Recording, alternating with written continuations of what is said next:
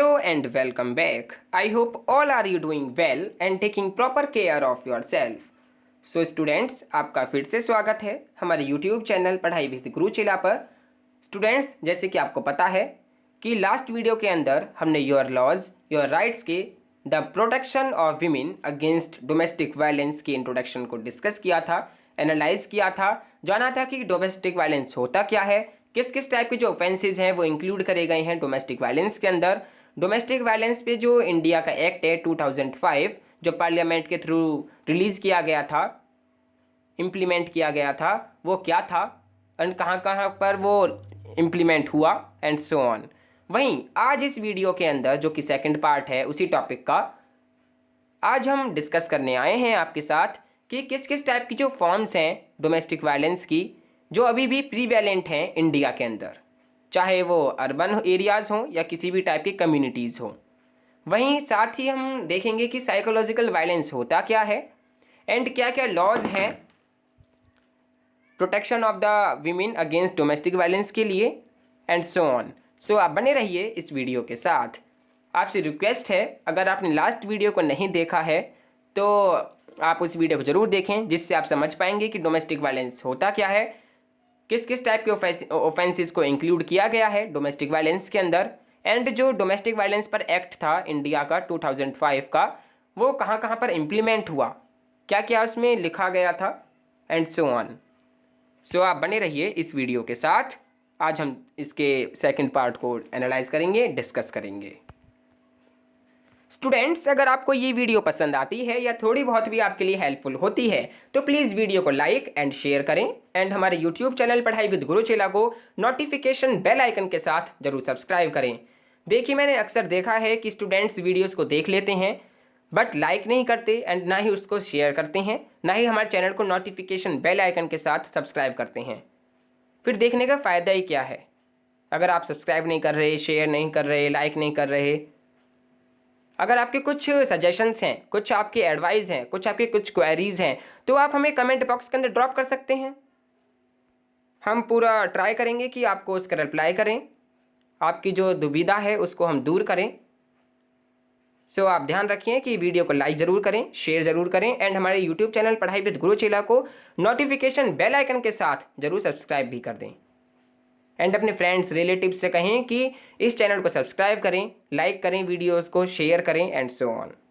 सो आइए हम बिना टाइम गवाए स्पेंड करें वीडियो को स्टार्ट करते हैं एंड टॉपिक को एनालाइज करते हैं, डिस्कस करते हैं। So let's start with forms of domestic violence in India. Domestic violence has many forms prevalent in Indian society from rural to urban, from one community to another community and from rich to poor. Primarily, physical and psychological violences are the most commonly found form of the domestic violence. One of the reason for it being so prevalent is the orthodox and idiotic mindset of the society that women are physically and emotionally weaker than the males. Though women today have proved themselves in almost every field of life, affirming that they are no less than men, the reports of violence against them are much larger in number than against men. The possible reasons are many and are diverse over the length and breadth of the country. So students, देखिए, जो domestic violence है, जो घरेलू हिंसा है, उसकी बहुत ज़्यादा फॉर्म्स हैं जो कि अभी भी प्रीवैलेंट हैं इंडियन सोसाइटी के अंदर, चाहे वो ग्रामीण से शहरी हो या फिर एक कम्युनिटी से दूसरी कम्युनिटी हो या फिर कोई रिच से पुअर हो। अभी भी जो डोमेस्टिक वायलेंस है, जो घरेलू हिंसा है, वो प्रीवैलेंट है इंडियन सोसाइटीज़ के अंदर। ठीक है, अगर हम मुख्य रूप से बात करें तो जो फिज़िकल एंड साइकोलॉजिकल जो वायलेंसेस हैं वो सबसे ज़्यादा मोस्ट कॉमनली वायलेंसेस हैं जो कि found form of the domestic violence. ठीक है, जो एक तरीके की फॉर्म है डोमेस्टिक वायलेंस की। ठीक है, यानी कि देखिए, जो महिलाएं हैं उनके साथ फिजिकली एंड साइकोलॉजिकल वायलेंस बहुत ज़्यादा होते हैं जो कि आमतौर पर घरेलू हिंसा का एक रूप में पाए जाते हैं। ठीक है, अब देखिए, जो डोमेस्टिक वायलेंस है, जो घरेलू हिंसा है, इसका प्रचलित होने का भी एक सबसे बड़ा कारण यह है कि रूढ़िवादी होना। ठीक है, जो आज की कम्युनिटी है, सोसाइटी है, वो कहीं ना कहीं अब भी कंजर्वेटिव है, यानी कि रूढ़िवादी है, ऑर्थोडॉक्स है। ठीक है, ये भी एक सबसे बड़ा कारण है डोमेस्टिक वायलेंस का। एंड साथ ही जो समाज की मूर्खतापूर्ण मानसिकता है, ठीक है, यानी कि जो इडियोटिक माइंडसेट है कम्युनिटी का, वो भी, कि जो महिलाएं हैं वो पुरुषों की तुलना में शारीरिक और भावनात्मक रूप से कमज़ोर हैं। ये मानना भी सबसे बड़ा कारण है डोमेस्टिक वायलेंस का, जो कि डोमेस्टिक वायलेंस की जो फॉर्म है उसको उजागर करता है भारत के अंदर। देखिए, ये कहना ठीक नहीं है कि जो महिलाएं हैं वो पुरुषों की तुलना में शारीरिक और भावनात्मक रूप से बहुत ज़्यादा कमज़ोर हैं। हालांकि आज महिलाओं ने खुद को साबित किया है कि वो जीवन के लगभग हर क्षेत्र में, हर एक फील्ड में उन्होंने पुष्टि की है कि वे पुरुषों से कम नहीं हैं। उनके खिलाफ हिंसा की जो खबरें हैं पुरुषों की तुलना में बहुत बड़ी संख्या में हैं। ठीक है, देखिए, इसी टाइप के मैनी जो कारणस हैं, मैनी जो कॉजेज़ हैं, जो कि डाइवर्स होते जा रहे हैं length and breadth of the country, जो कंट्री के लेंथ के थ्रू भी एंड ब्रेथ के थ्रू भी एकदम प्रीवेलेंट होते जा रहे हैं, डाइवर्स होते जा रहे हैं। देखिए स्टूडेंट्स, फिजिकल वायलेंस के अंदर इंक्लूड करा गया है कुछ फॉर्म्स को। आइए जान लेते हैं कौन सी है वो फॉर्म्स जिनको फिजिकल वायलेंस के अंदर इंक्लूड किया गया है, शामिल किया गया है।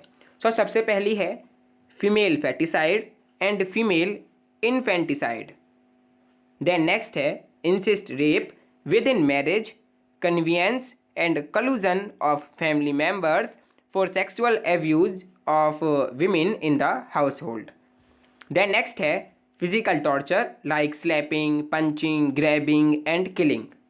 देन नेक्स्ट है burdening of women with drudgery and एक लास्ट है neglect of women's health problems. तो इन सभी चीज़ों को, इन सभी फॉर्म्स को इंक्लूड किया गया है फिजिकल वायलेंस के अंदर। आइए स्टूडेंट, अब बात करते हैं साइकोलॉजिकल वायलेंस की, कि क्या होते हैं psychological violence.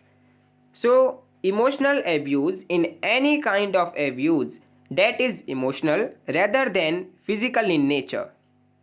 It can include anything from verbal abuse and constant criticism to more subtle tactics such as intimidation, manipulation, and refusal to ever be pleased. Emotional abuse can take many forms. Three general patterns of abusive behavior including aggressing, denying, and minimizing. The victim may experience severe psychological effect. This would involve the tactics of brainwashing, which can fall under psychological abuse as well. But emotional abuse consists of the manipulation of the victim's emotions. Domestic abuse is defined as chronic mistreatment in marriage, families, dating, and other intimate relationship that can include emotionally abusive behavior. Psychological abuse does not always lead to physical abuse, but physical abuse in domestic relationship is nearly always preceded and accompanied by psychological abuse. Students, देखिए, अगर हम बात करें मनोवैज्ञानिक हिंसा की, यानी कि साइकोलॉजिकल वायलेंस की, तो देखिए, भावनात्मक दुर्व्यवहार किसी भी तरह का दुरुपयोग है जो प्रकृति में शारीरिक होने के बजाय भावनात्मक है।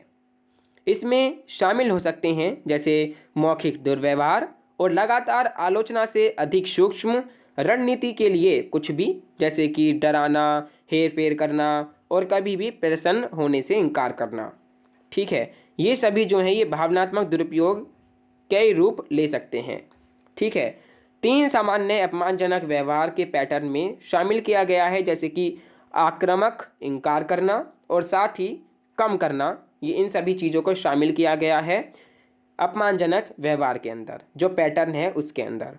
ठीक है, जैसे कि इसमें लिखा हुआ है कि 3 general patterns of the abusive behaviour including aggressing, denying and minimizing. ठीक है, इन सभी को शामिल किया गया है जो पैटर्न है, ठीक है, दुरुपयोग का उसके अंदर। देन पीड़ित अनुभव कर सकता है कि गंभीर मनोवैज्ञानिक प्रभाव को, ठीक है, जो पीड़ित है, जो विक्टिम है, वो एक्सपीरियंस कर सकता है इन जो भी उसने साइकोलॉजिकल इफेक्ट जो अपने ऊपर सहन किए हैं उनको।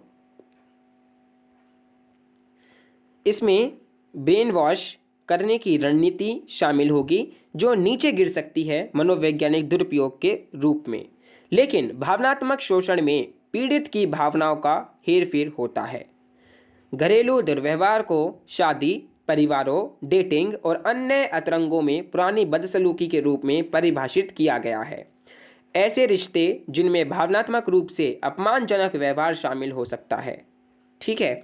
मनोवैज्ञानिक दुरुपयोग हमेशा नहीं होता शारीरिक शोषण, लेकिन घरेलू रिश्तों में शारीरिक शोषण लगभग हमेशा से पहले और साथ है।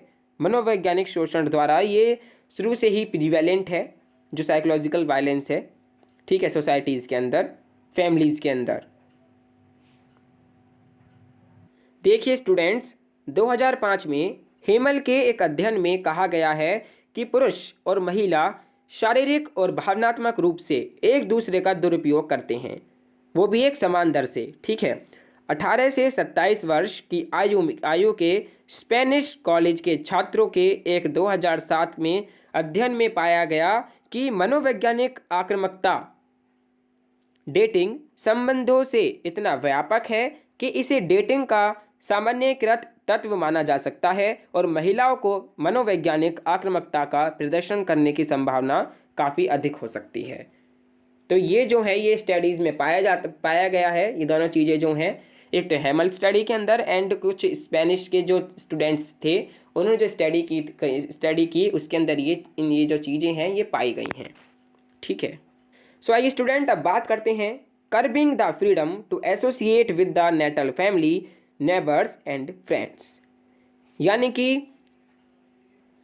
कि स्टूडेंट्स देखिए, कुछ महिला की जो फ्रीडम है, जो एसोसिएट है नेटल फैमिली से, नेबर्स से, फ्रेंड्स से, उनको कर्बिंग किया गया है, ठीक है। उनको अंकुश लगाया गया है महिलाओं के ऊपर कि तुम्हें इन सभी चीज़ों की छूट नहीं है, ठीक है। जो उनकी फ्रीडम है उनको अंकुश लगाया गया है सोसाइटी के थ्रू, नेबर्स के थ्रू एंड सो ऑन।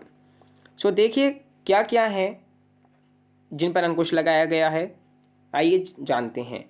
सो देखिए इसमें सबसे पहला है curtailment of right to self expression. Then next है promiscuity of the husband. Then next है accusing the women in the household of unchaste behaviour, irresponsible behavior and alcoholism of the husband, humiliating and victimizing women, fleecing women and their parents of their money and assessed by compulsion, and at last coercion and threat and squandering of money for non-household purposes। यानी कि students देखिए, आत्म अभिव्यक्ति के अधिकार का हनन, पति की अभिरुचि, महिलाओं के साथ अनैतिक व्यवहार का आरोप लगाना, पति का गैर जिम्मेदार व्यवहार और शराब, महिलाओं को अपमानित और पीड़ित करना, महिलाओं और उनके माता पिता को उनके पैसे और संपत्ति की मजबूरी से परेशान करना तथा गैर घरेलू उद्देश्यों के लिए धन का दबाव और धमकी देना और भटकाना, इन सभी पर अंकुश लगाया जाता है नेबर्स के थ्रू, नेटल फैमिली के through and so on. So students, आइए बात करते हैं laws for protection against domestic violence कि क्या क्या लॉज हैं जो बनाए गए हैं प्रोटेक्शन के लिए अगेंस्ट डोमेस्टिक वायलेंस, ठीक है, डोमेस्टिक वायलेंस के खिलाफ। So protection of women from domestic violence act 2005 is a comprehensive legislation to protect women in India from all forms of domestic violence. It also covers women who are in a relationship with the abuser and are subjected to violence of any kind, physical, sexual, mental, verbal or emotional. Women in India, which has patriarchal society, have been facing a lot of violence at their homes, particularly in matrimonial site. Taking the cognizance of the domestic violence, and the Parliament of India passed Section 498A in 1983. This was for the first time that domestic violence was recognized as a specific criminal offenses. This section deals with the cruelty by a husband or his family towards a married woman. Now, under IPC section 498A, women has protection from 4 types of cruelties. So students देखिए जो ये protection है, ठीक है, women's from domestic violence act 2005 जो कि India की जो पार्लियामेंट है उसके थ्रू इसको इम्प्लीमेंट किया गया था, ठीक है। तो इसमें क्या कहा गया है कि इसमें जो विमेन है उसको प्रोटेक्शन करा जाएगा against the domestic violence in India from all forms of domestic violence, जितनी भी फॉर्म्स ऑफ डोमेस्टिक वायलेंस के उन सभी से, ठीक है। ये जो है ये कवर भी करेगा विमेंस को जो कि एक ऐसे रिलेशनशिप के अंदर हैं, ठीक है, जिनके साथ गाली गलौच होती हैं and so on, physical, sexual और मेंटल या फिर वर्बल, इमोशनल, इस टाइप के जो वायलेंसेस हैं उनके साथ होते हैं, इन सभी से महिलाओं को बचाएगा, ठीक है।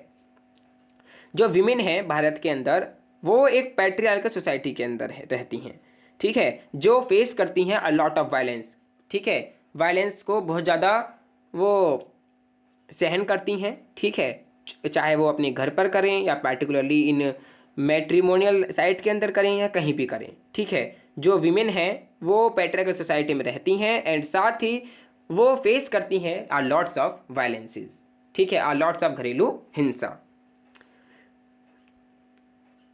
देखिए इन सभी घरेलू हिंसा को, डोमेस्टिक वायलेंस को देखते हुए हमारी गवर्नमेंट ऑफ इंडिया जो थी, ठीक है, गवर्नमेंट ऑफ इंडिया जो है 2005 में एक जो एक्ट जो होता है उसको लेकर आई, उसको इम्प्लीमेंट करा गया, ठीक है। एंड भारत की संसद के द्वारा 1983 में धारा 498A को पारित किया गया। यह पहली बार था कि घरेलू हिंसा को मान्यता दी गई जो कि विशिष्ट आपराधिक अपराध है, ठीक है। यह धारा एक पति या उसके परिवार द्वारा विवाहित के प्रति क्रूरता से पेश आती है, ठीक है, जो महिला के खिलाफ जो घरेलू हिंसा होती है, ठीक है, उसके लिए है ये जो धारा है। अब आईपीसी की धारा 498A के तहत महिलाओं को 4 प्रकार की क्रूरताओं से सुरक्षा प्राप्त है। देखिए जो आईपीसी की धारा है, इंडियन पिनल कोड की जो 498A धारा जो है, इसके तहत महिलाओं को अधिकार दिए गए हैं, प्रोटेक्शन राइट्स दिए गए हैं कि जो ये 4 तरीके की जो हम ये लिखी हुई हैं क्रूरताएँ, ठीक है, जो ये अपराध हैं इनसे उनको बचाएगा। वो कौन कौन से हैं?